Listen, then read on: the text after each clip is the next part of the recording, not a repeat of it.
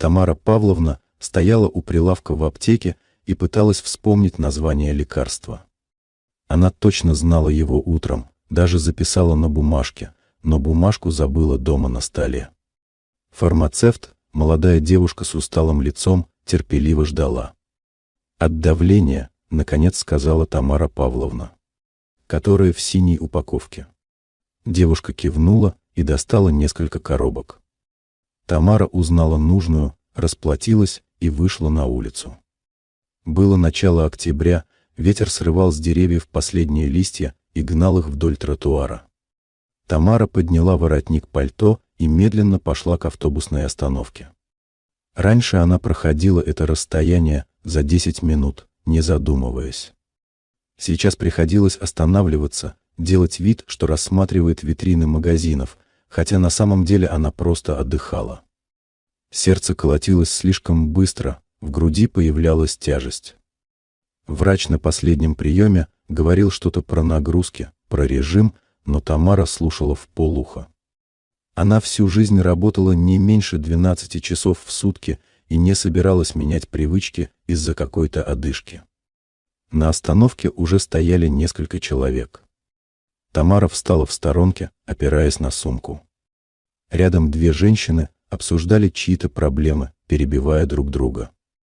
Одна жаловалась на невестку, другая поддакивала и добавляла истории про своих родственников. Тамара не слушала. Она давно научилась не участвовать в таких разговорах. Автобус подъехал через 20 минут. Тамара села у окна, положила сумку на колени и закрыла глаза. В ушах шумело, голова кружилась. Наверное, опять давление поднялось. Надо было сразу выпить таблетку, но она решила подождать до дома. Дома было тихо и холодно. Тамара сняла пальто, прошла на кухню, поставила чайник. Пока вода закипала, она достала из холодильника вчерашний суп, разогрела его в кастрюльке. Села за стол, налила себе чай, взяла ложку. Суп был вкусный, она готовила хорошо, всегда готовила. Муж любил ее борщ, сын просил делать котлеты с картошкой. Теперь она варила суп на 3 дня, потому что одной много не нужно. После обеда Тамара приняла таблетку, прилегла на диван. Телевизор включать не стала, просто лежала и смотрела в потолок. Свет в комнате был серый, неяркий. За окном моросил дождь. Тамара прислушивалась к звукам дома. Скрипела батарея, капал кран на кухне, за стеной у соседей работал телевизор. Она вспомнила, как 30 лет назад в этой квартире было шумно. Сын носился по комнатам, муж возился с проводкой, она готовила ужин и кричала им обоим, чтобы шли мыть руки. Потом муж умер. Инфаркт, внезапно, в 48 лет. Тамаре тогда было 34. Сын учился в 8 классе. Она помнила ту ночь до мелочей. Помнила, как стояла в коридоре больницы, а врач говорил какие-то слова, которых она не понимала.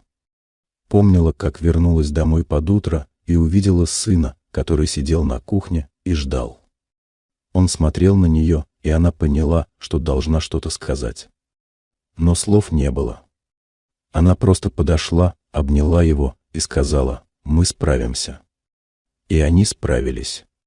Тамара устроилась на вторую работу, перестала спать по ночам, научилась экономить на всем. Она никогда не говорила сыну, что тяжело. Никогда не жаловалась. Когда он спрашивал, как дела, она улыбалась и отвечала: «Все хорошо, не волнуйся».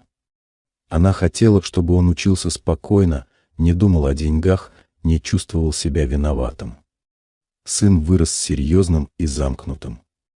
Он хорошо учился, поступил в институт, получил диплом. Потом нашел работу в другом регионе, познакомился с девушкой, женился. Тамара была на свадьбе, сидела за столом и улыбалась гостям.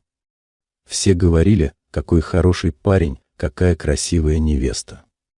Тамара кивала и думала о том, что теперь он совсем уйдет из ее жизни. Так и случилось. Сын переехал окончательно, купил квартиру, завел детей. Он звонил изредка, обычно по праздникам. Разговоры были короткие и неловкие. Он спрашивал, как здоровье, она отвечала, что все нормально. Он рассказывал про работу, про детей, про жену. Тамара слушала и представляла ту жизнь, которой она не видела. Иногда сын присылал деньги. Тамара никогда их не тратила, откладывала на книжку. Ей не нужны были эти деньги. Пенсии хватало на еду и лекарства, большего она не хотела. Но она понимала, что сын делает это, чтобы чувствовать себя лучше. Чтобы думать, что он заботится о матери. Тамара встала с дивана, подошла к окну. Дождь усилился, по стеклу текли струи воды. На улице почти никого не было. Одинокая женщина с зонтом торопливо шла вдоль домов. Тамара проводила ее взглядом и вернулась на кухню. Она помыла посуду, вытерла стол, полила цветы на подоконнике. Потом достала из шкафа старый альбом с фотографиями. Села за стол, открыла первую страницу. Вот она с мужем на берегу реки, молодые и счастливые. Вот сын в 1 классе, серьезный и нарядный. Вот все вместе на даче у родителей. Тамара медленно перелистывала страницы. Эти люди на фотографиях казались чужими. Как будто это была не ее жизнь, а чья-то другая. Она закрыла альбом и убрала его обратно в шкаф. Вечером позвонила соседка с верхнего этажа, Галина Ивановна. Она часто звонила, любила поговорить. Тамара слушала ее рассказы про внуков, про здоровье, про очередь в поликлинике. Галина Ивановна была шумная и жизнерадостная, хотя ей было уже 72 года. «Тамара, а ты чего дома сидишь?» — спросила она. «Пошли завтра на рынок, погуляем». «Спасибо, Галь, у меня дела», — ответила Тамара. «Какие дела?» «Ты всегда при делах. Живи немножко для себя. Я и так живу как надо». «Как надо», — вздохнула Галина Ивановна. «Ты себя не бережешь совсем. Смотри, заболеешь». Тамара попрощалась и положила трубку. Она знала, что Галина права, но ничего не могла с собой поделать. Она не умела жить иначе. Всю жизнь она была той, на кого опираются другие. Той, кто не ломается, не жалуется, не просит о помощи. Это стало ее сутью, ее единственной опорой. Ночью Тамаре приснился муж. Они стояли на кухне, и он что-то говорил ей, но она не слышала слов. Он улыбался, и она хотела подойти, обнять его, но не могла сдвинуться с места.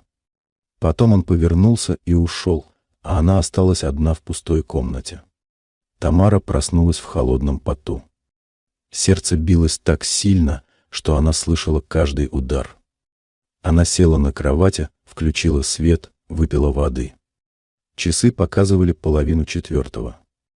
До утра было еще далеко, но уснуть она уже не смогла. Она просто сидела в темноте и ждала рассвета. Утро началось с боли в груди. Тамара лежала в кровати и прислушивалась к своему телу. Боль была тупая, давящая, отдавала в левую руку. Она попыталась сесть, но головокружение заставило ее снова откинуться на подушку. В горле пересохло, дышать было трудно. Тамара знала, что это значит. Она не раз читала про инфаркт, слышала от врачей, видела, как умер муж. Но признаться себе в том, что сейчас происходит именно это, она не могла. Не хотела.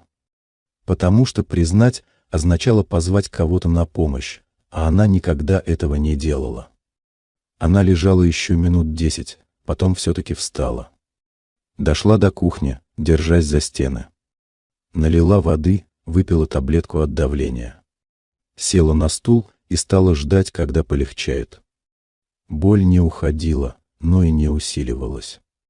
Тамара решила, что переволновалась, не выспалась. Просто нужно отдохнуть. Она вернулась в комнату, легла на диван, укрылась пледом. За окном было серо и пасмурно. Дождь кончился, но небо оставалось затянутым тяжелыми облаками. Тамара смотрела на потолок и думала о том, что надо бы приготовить обед. Но вставать не хотелось.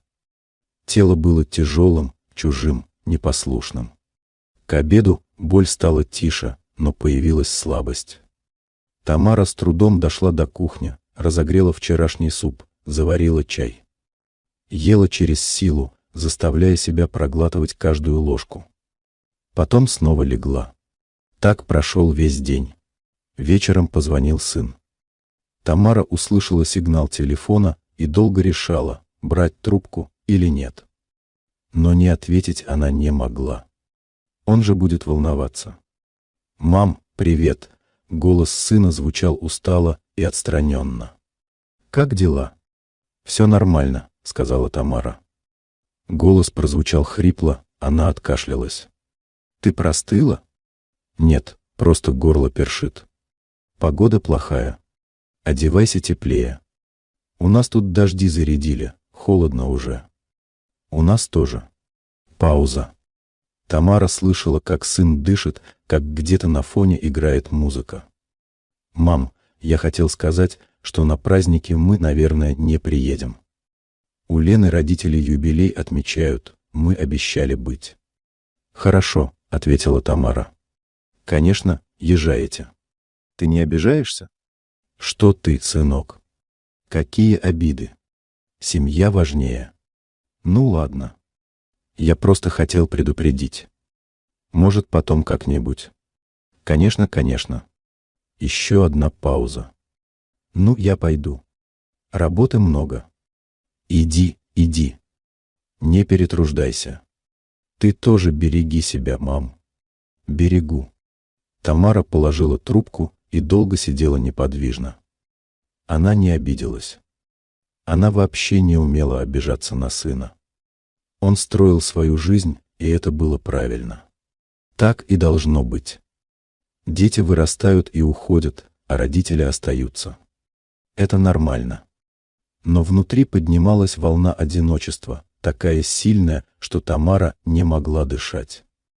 Она встала, прошлась по комнате, остановилась у окна. На улице зажглись фонари. В окнах соседних домов горел свет. Люди готовили ужин, смотрели телевизор, разговаривали с детьми. Жили обычной жизнью, в которой были другие люди.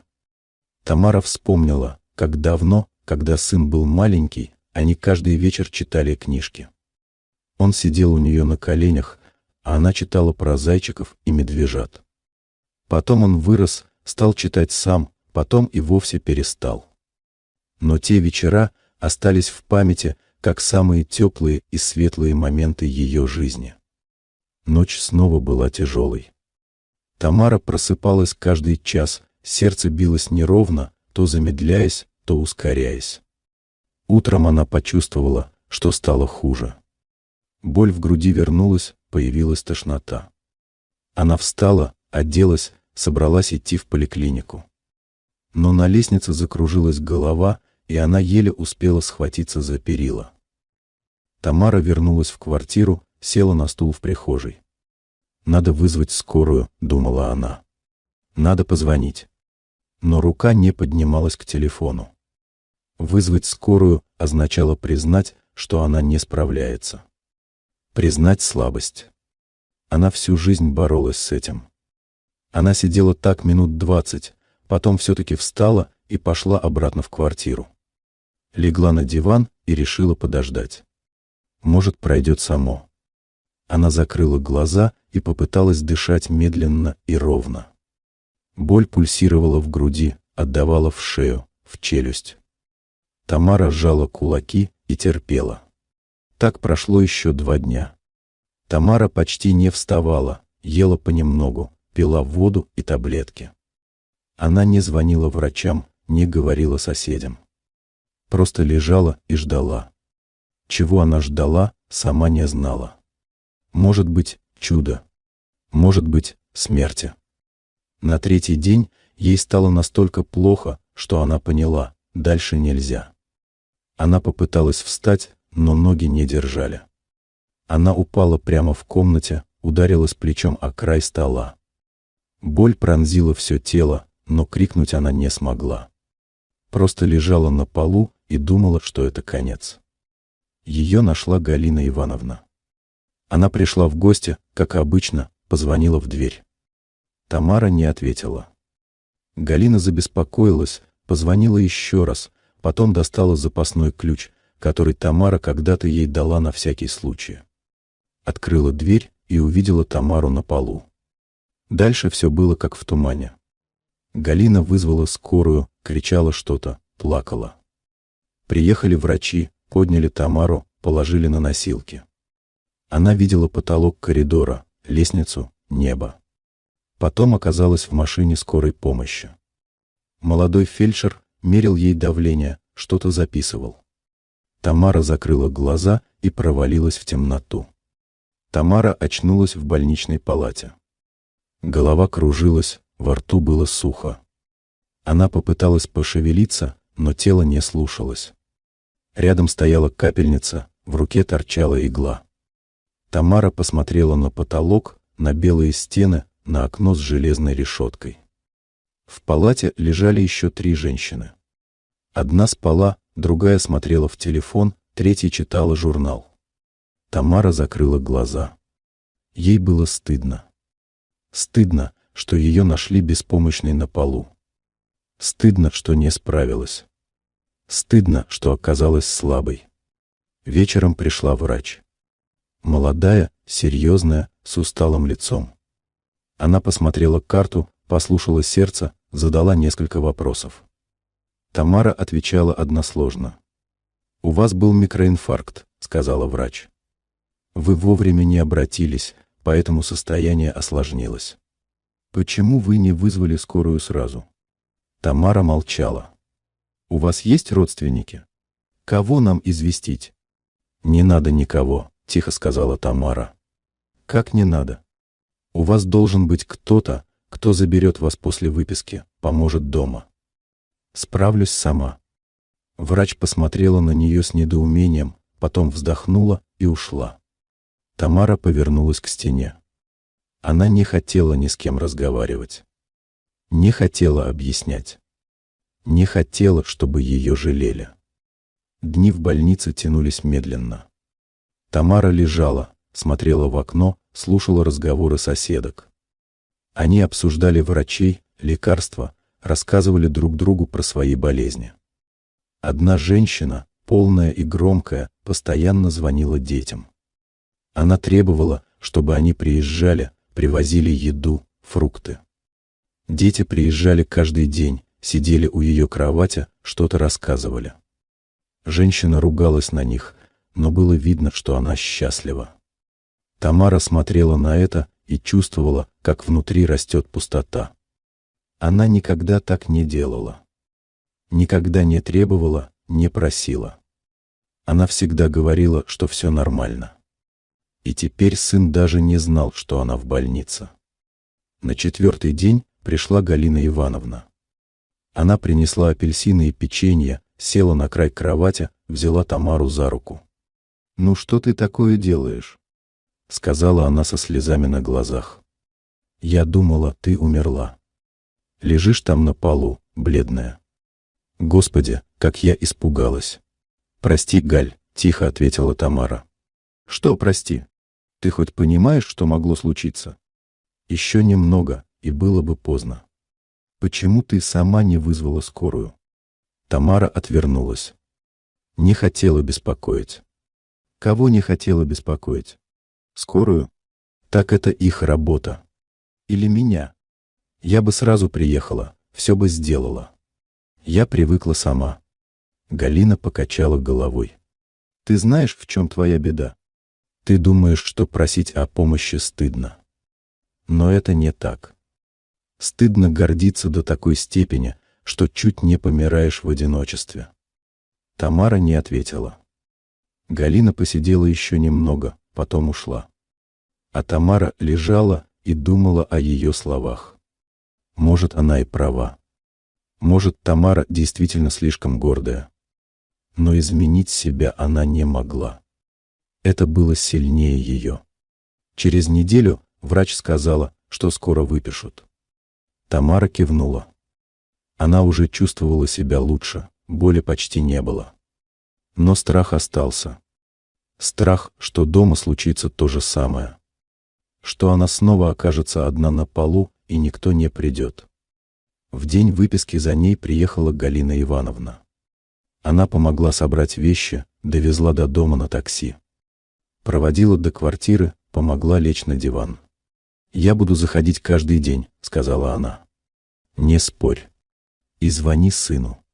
Он должен знать». «Не надо», — сказала Тамара. «Зачем его волновать? Тамара, ты его мать. Он имеет право знать. Я сама решу». Галина вздохнула и ушла. А Тамара осталась одна в тишине своей квартиры. Она смотрела на знакомые стены, на старую мебель, на фотографии на полке. И впервые за много лет она почувствовала, что действительно одна. Не физически одна, а одна по-настоящему. Одна в своей силе, которая превратилась в стену, отгородившую ее от всех. Она взяла телефон и долго смотрела на него. Потом набрала номер сына. Гудки. 1, 2, 3. Тамара уже хотела положить трубку, но сын ответил. «Алло, мам». «Привет, сынок», — голос дрожал, хотя она пыталась говорить спокойно. «Что-то случилось?» «Ты странно говоришь». «Нет, все нормально. Просто звоню». Пауза. «Ну ладно. Как дела?» «Все нормально». Она не смогла. Не смогла сказать правду. Не смогла признаться, что лежала в больнице, что ей было плохо, что она боится. Слова застряли в горле, и она просто повторила то, что говорила всегда. «Хорошо. Слушай, я на работе, перезвоню позже». «Хорошо». Тамара положила трубку и заплакала. Тихо, без всхлипов, просто слезы текли по щекам. Она плакала не от боли, не от обиды. Она плакала от того, что не знала, как быть другой. Октябрь закончился, пришел ноябрь. Дни стали короткими и серыми. Тамара выходила на улицу только в магазин и в поликлинику на прием. Галина Ивановна приходила каждый день, приносила еду, помогала по дому. Тамара благодарила ее, но внутри чувствовала неловкость. Она не привыкла принимать помощь. «Галь, не надо так обо мне заботиться», — говорила она. «У тебя свои дела». «Какие у меня дела?» — отмахивалась Галина. «Телевизор смотреть? Лучше тебе помогу». Но Тамара видела, что Галина устает. Она сама была немолодая, у нее болели ноги, беспокоила спина. И Тамаре было стыдно быть обузой. Сын звонил раз в 2 недели. Разговоры были короткими и пустыми. Он рассказывал про работу, про детей. Тамара слушала и представляла внуков, которых видела всего несколько раз. Старшей уже было 8 лет, младшему 5. Они росли далеко, в другой жизни, где бабушка была просто голосом в телефоне. Однажды сын сказал, что хочет пригласить ее к себе на праздники. «Приезжай на неделю, мам. Отдохнешь, повидаешь внуков». Тамара хотела согласиться, но вспомнила, как долго длится дорога, как тяжело ей будет в поезде. Вспомнила, что она недавно из больницы, что врач велел беречься. «Сынок, я бы рада, но здоровье не то. Дорога тяжелая для меня». «Ну хорошо», — в голосе сына прозвучало облегчение. «Тогда как-нибудь потом». Тамара поняла, что он и не ждал, что она согласится. Он просто спросил, чтобы спросить. Чтобы считать, что он предложил. После этого разговора Тамара долго сидела у окна и думала о том, когда именно они стали чужими. Был ли какой-то момент, когда она могла все изменить? Или это произошло постепенно, день за днем, звонок за звонком, пока между ними не выросла стена молчания? Она вспомнила, как сын был подростком. Замкнутый, угрюмый, он почти не разговаривал с ней. Тамара думала, что это возраст, что пройдет. Но однажды она услышала, как он говорил по телефону с другом. Он смеялся, шутил, был живым и открытым. С ней он никогда таким не был. Тогда она не придала этому значения.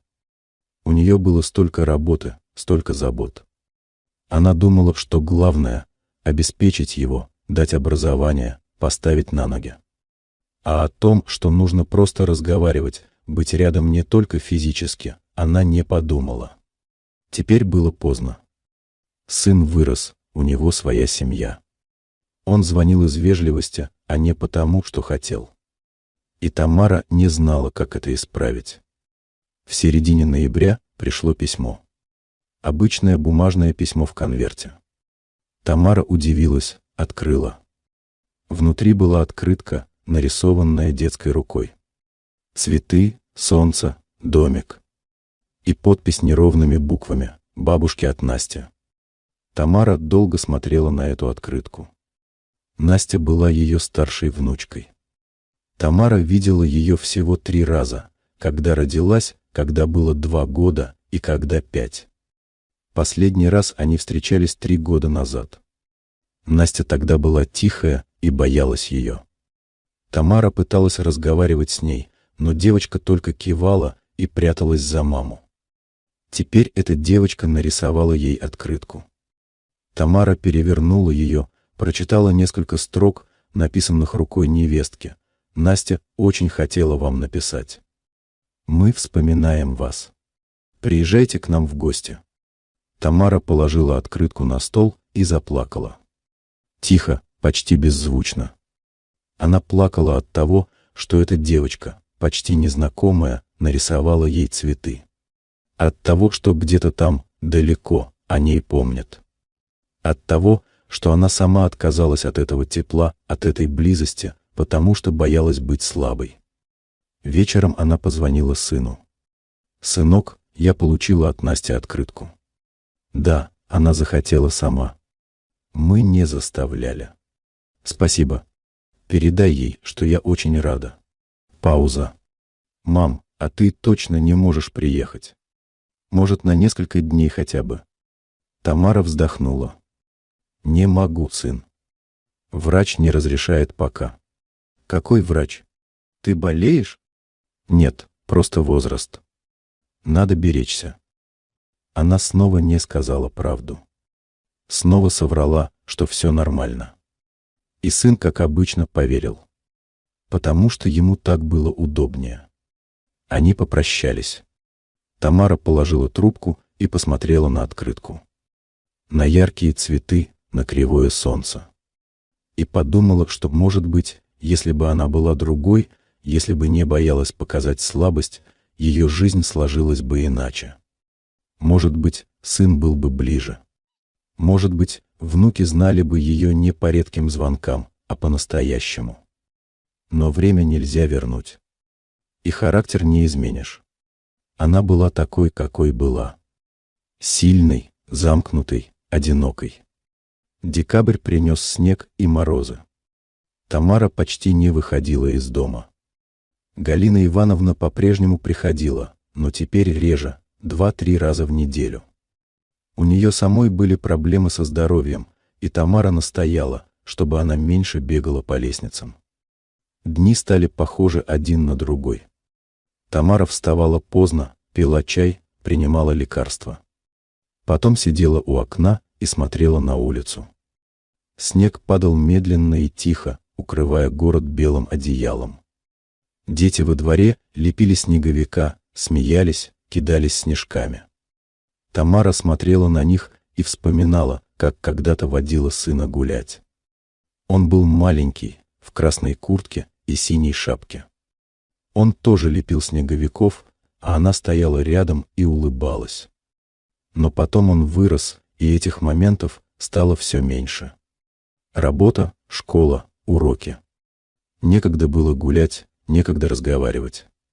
Тамара все время куда-то спешила, а он рос сам по себе. Теперь она думала, что если бы могла вернуться назад, она бы меньше работала. Она бы больше времени проводила с ним. Читала книжки, гуляла, разговаривала. Но тогда казалось, что главное — дать ему все материально. А про душу, про близость она не думала.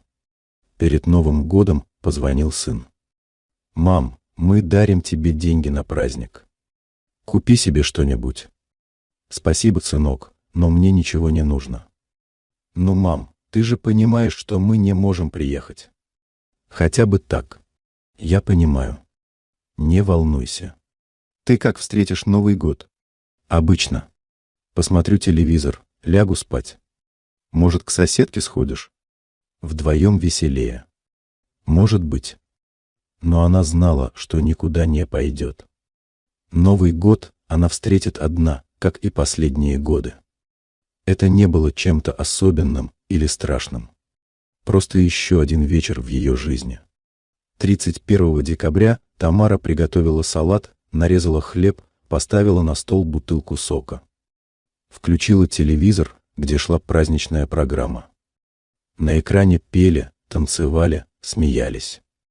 Тамара смотрела на все это отстраненно, как на чужую жизнь. В полночь прозвучали куранты. Тамара встала, подняла стакан с соком. Произнесла тихо: «С Новым годом». Потом выпила, поставила стакан на стол и выключила телевизор. Села на диван и сидела в тишине. За окном взрывались петарды, люди кричали, смеялись. А в ее квартире было тихо. Тамара подумала, что, наверное, это последний ее Новый год. Она чувствовала, что силы уходят. Сердце работало с перебоями, голова часто кружилась.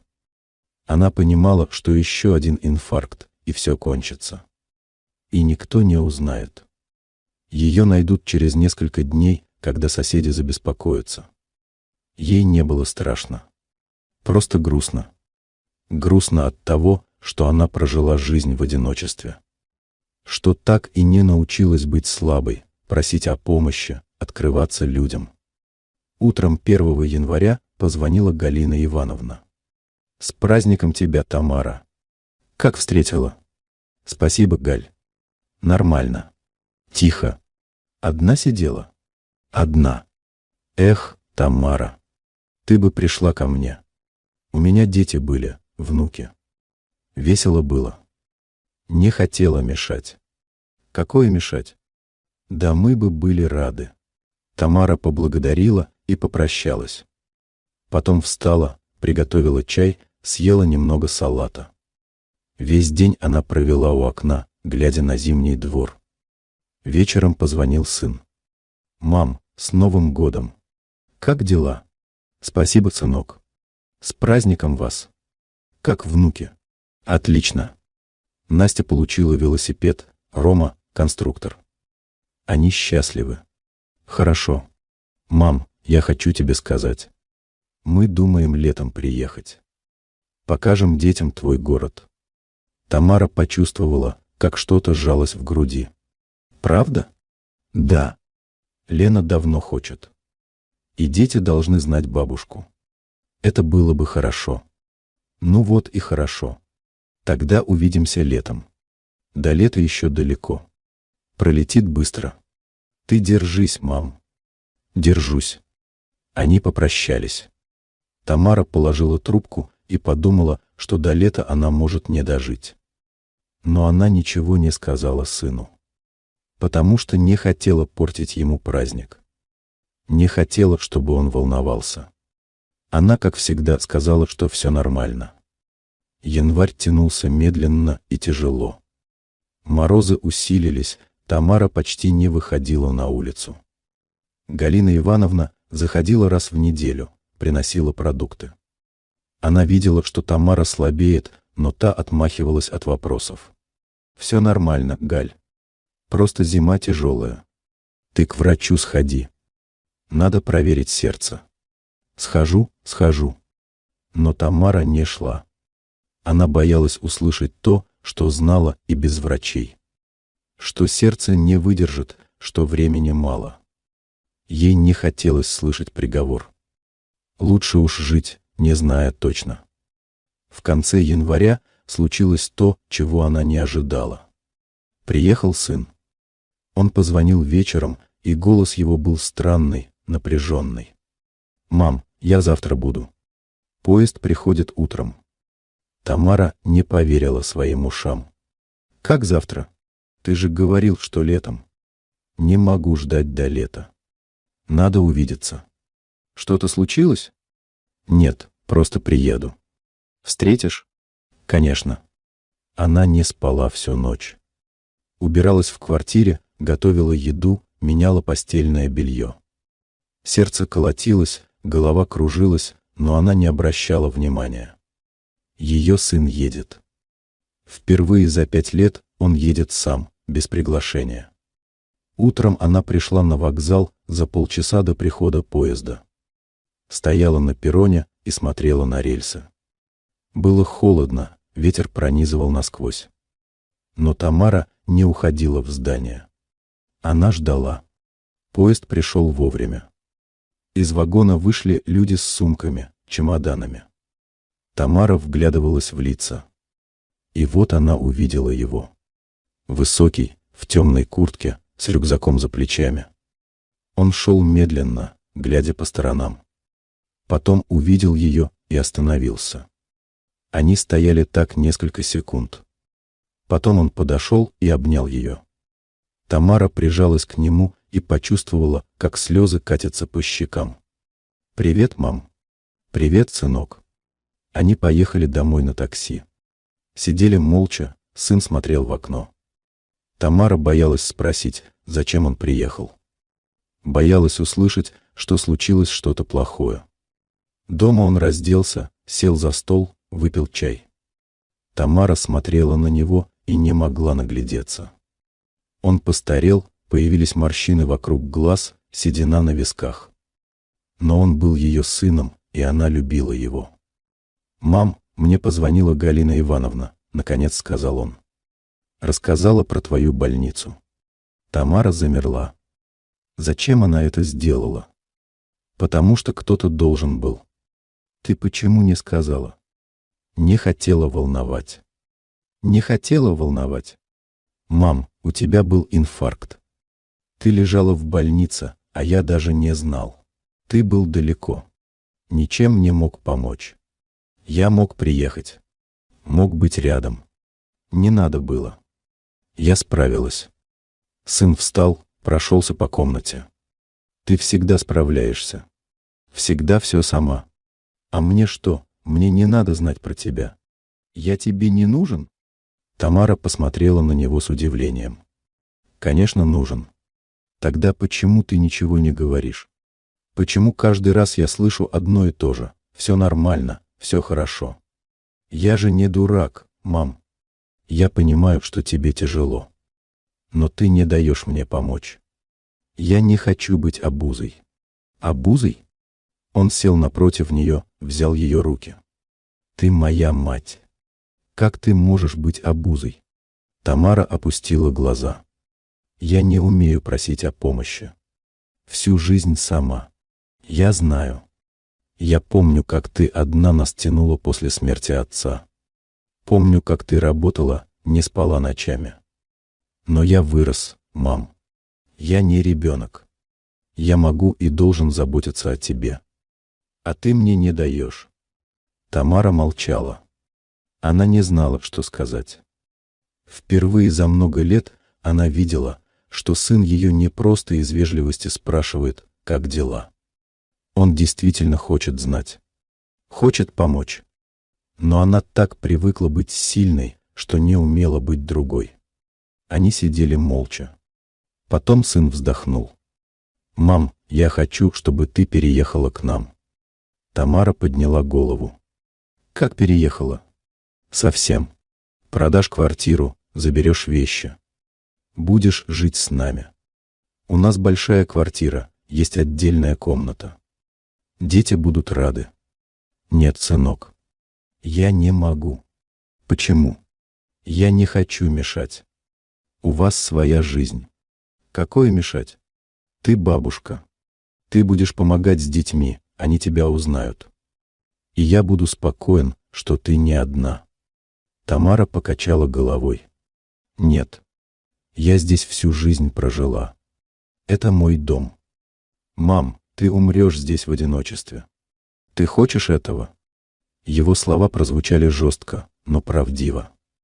Тамара вздрогнула. Не говори так. Но это правда. Если у тебя снова случится инфаркт, кто поможет? Галина Ивановна? Она сама еле ходит. Ты будешь лежать на полу и умирать, а я узнаю об этом через неделю. Тамара закрыла лицо руками. Она понимала, что он прав. Но согласиться означало признать, что она больше не может сама. Признать слабость. Сын подошел, обнял ее. «Мам, пожалуйста, я тебя прошу, переезжай. Не для меня, для внуков. Они хотят знать бабушку. Настя каждый день спрашивает, когда ты приедешь». Тамара подняла голову. «Правда?» «Правда. Она хранит твою фотографию на тумбочке. Говорит всем, что у нее есть бабушка». Слезы снова покатились по щекам Тамары. Она представила маленькую Настю, которая держит ее фотографию. Представила, что могла бы быть рядом с ними, помогать, заботиться, просто быть. Но страх был сильнее. «Дай мне подумать», — тихо сказала она. Сын кивнул. «Хорошо. Я пробуду здесь 3 дня. Подумай». Сын остался жить у Тамары. 3 дня они провели вместе, и это были странные дни. Они разговаривали мало, но Тамара чувствовала, что между ними что-то изменилось. Он помогал ей по дому, ходил в магазин, готовил еду. Она смотрела на него и не узнавала того замкнутого подростка, который когда-то уехал и почти не возвращался. Вечером 2-го дня они сидели на кухне и пили чай. За окном шел снег, крупные хлопья медленно падали на землю. «Расскажи про детей», — попросила Тамара. Сын улыбнулся. «Настя умница. Учится хорошо, любит читать. Она серьезная, как я в детстве. Рома, наоборот, непоседа. Все время бегает, шумит. Но добрый. Если кто-то плачет в садике, он первый подходит утешать. Они похожи на тебя?» Настя точно. А Рома на Лену. «Ты счастлив?» Сын посмотрел на нее. «Да, мам. Я счастлив. Но мне не хватает тебя». Тамара опустила глаза. «Я думала, что ты забыл про меня. Как я могу забыть? Ты моя мать. Просто я не знал, как быть ближе. Ты всегда была такая сильная, самостоятельная. Мне казалось, что я тебе не нужен. Это я так думала про тебя». Они замолчали. Потом сын взял ее руку. «Мам, я хочу рассказать тебе кое-что. Когда я был подростком, мне было очень тяжело. После смерти отца я чувствовал себя потерянным. Я не понимал, зачем жить, зачем учиться. Ты работала целыми днями, я был один. И мне казалось, что никому нет до меня дела». Тамара вздрогнула. «Я не знала. Ты не могла знать. Я не говорил. Но однажды я решился. Пришел к тебе и хотел сказать, что мне плохо. А ты была такая усталая, измученная. Ты пришла с работы и сразу пошла готовить ужин. Я стоял рядом и хотел сказать, но не смог. Ты была такая сильная, а я был слабым. И мне стало стыдно». «Сынок», — прошептала Тамара. «С тех пор я перестал пытаться. Я решил, что должен быть сильным, как ты. Что не должен жаловаться. И я замкнулся. А потом уехал и продолжал жить так же. Не показывал слабость, не просил помощи. Но я был несчастен. Пока не встретил Лену. Она научила меня быть другим. Научила просить, говорить о чувствах, быть уязвимым». Тамара слушала и понимала, что ее сила сломала сына. Что она, сама того не желая, передала ему свое одиночество. И только чужой человек смог его вылечить. «Прости меня», — сказала она.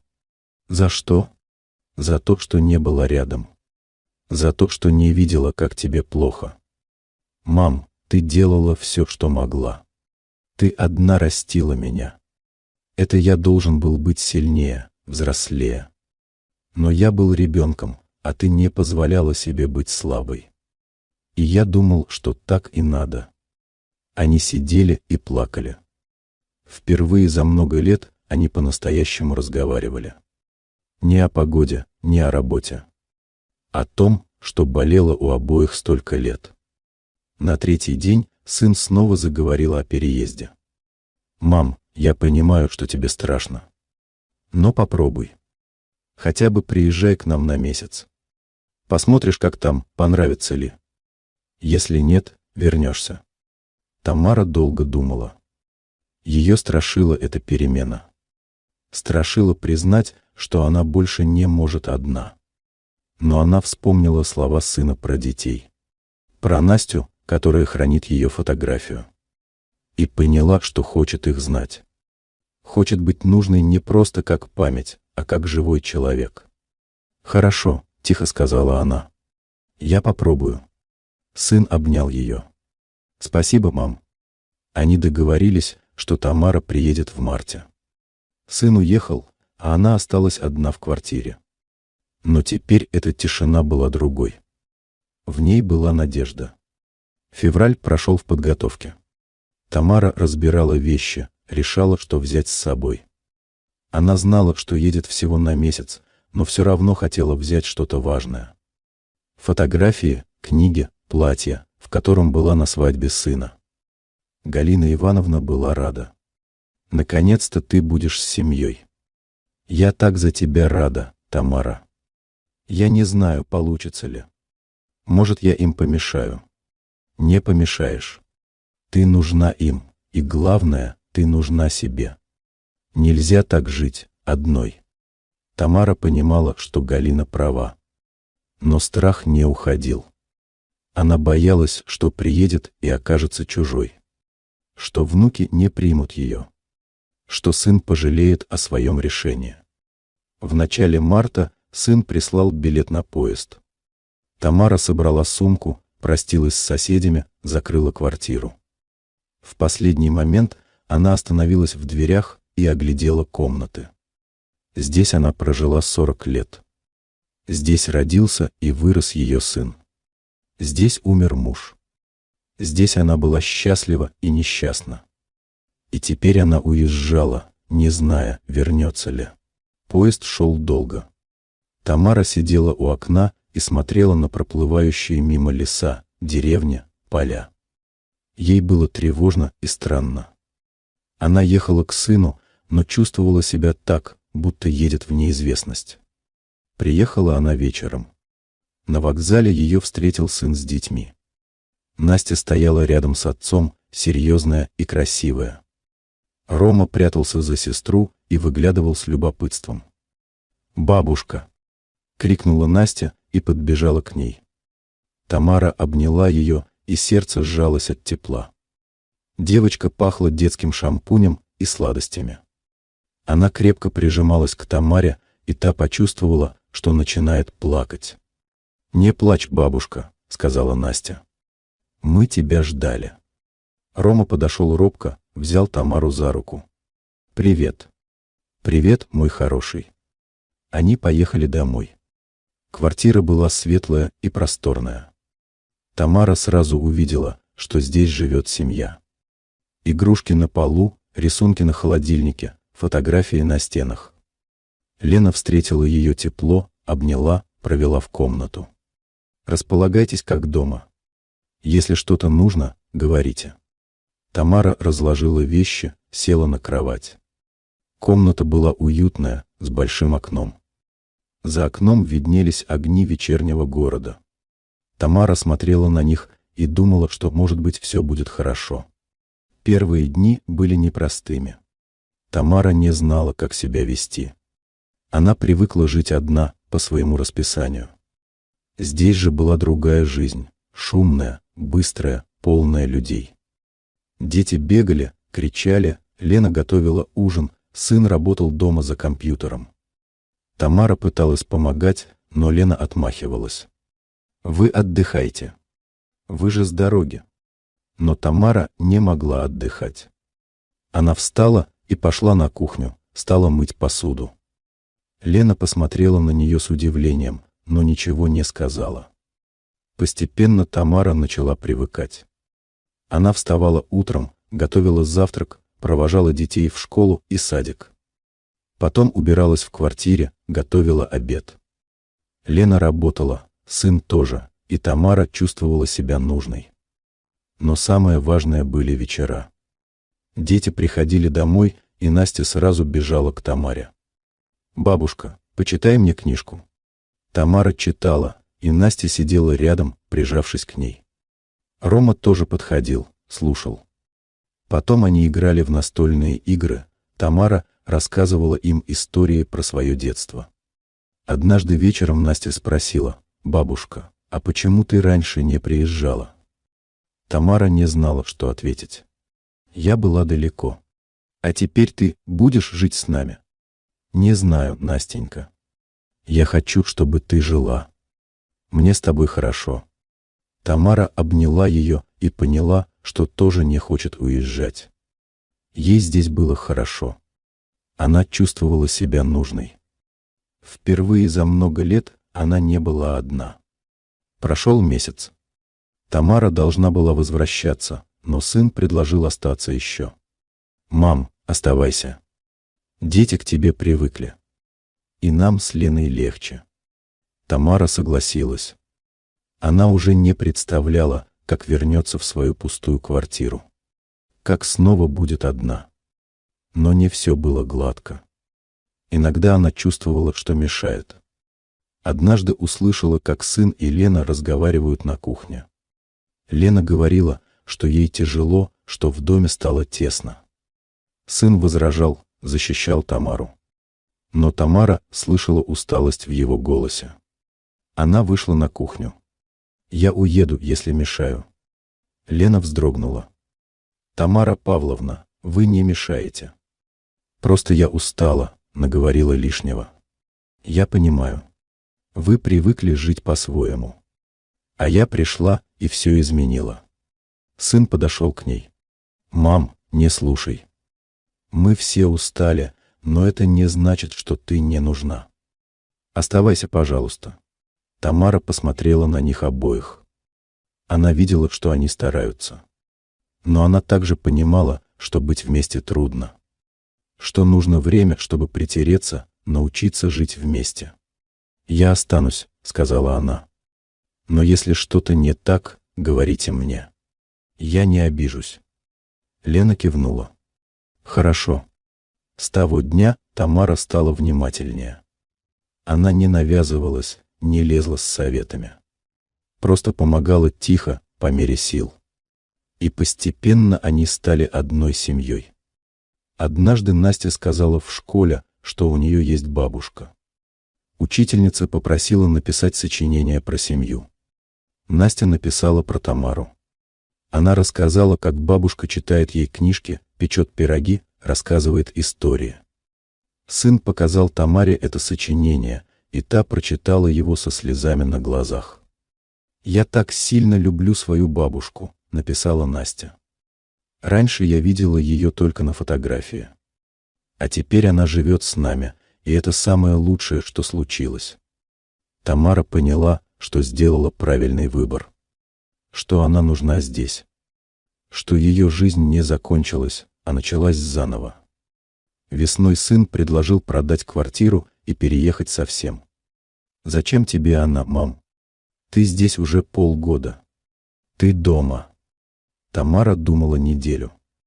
Продать квартиру означало отрезать последний путь назад. Но назад уже не было смысла возвращаться. Там была пустота.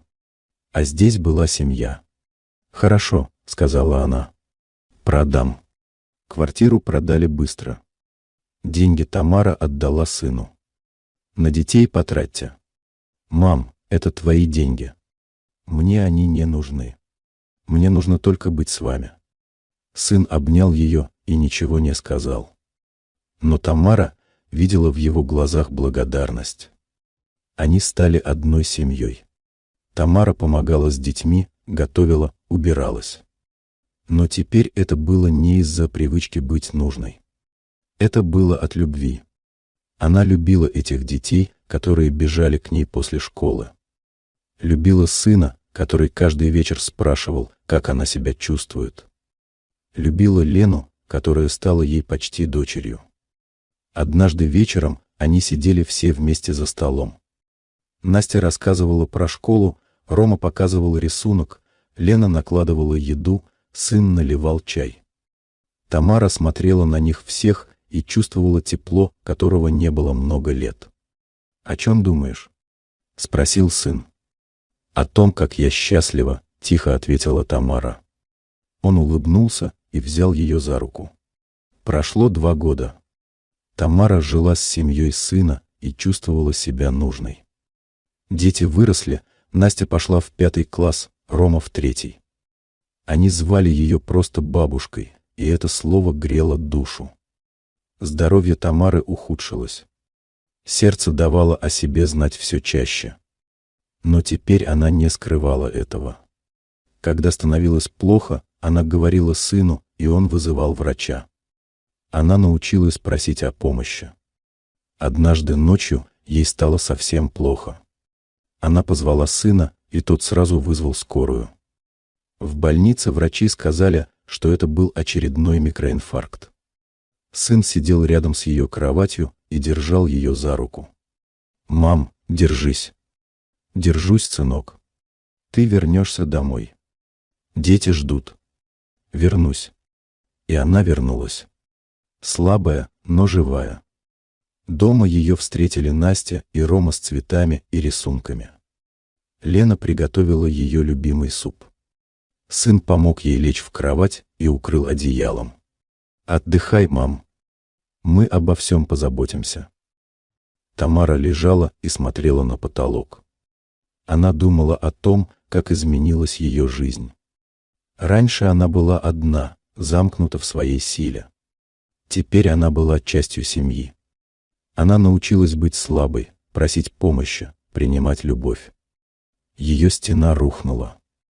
И за ней оказались люди, которые любили ее. Вечером к ней пришла Настя. «Бабушка, ты поправишься?» «Конечно, Настенька. А если нет?» Тамара погладила ее по голове.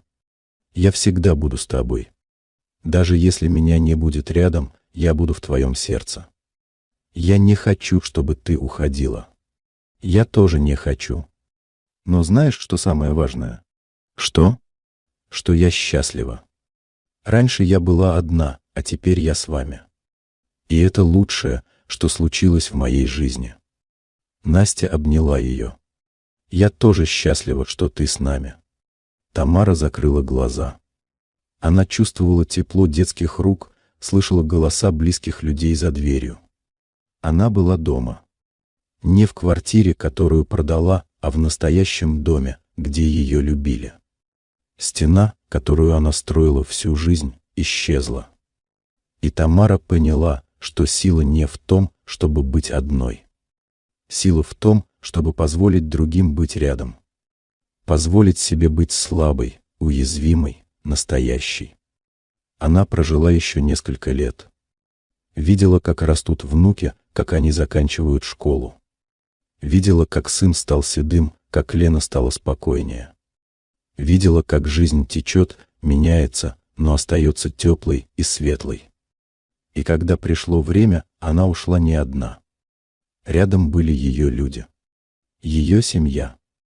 Те, кто любил ее не за силу, а просто потому, что она была. И это было главным.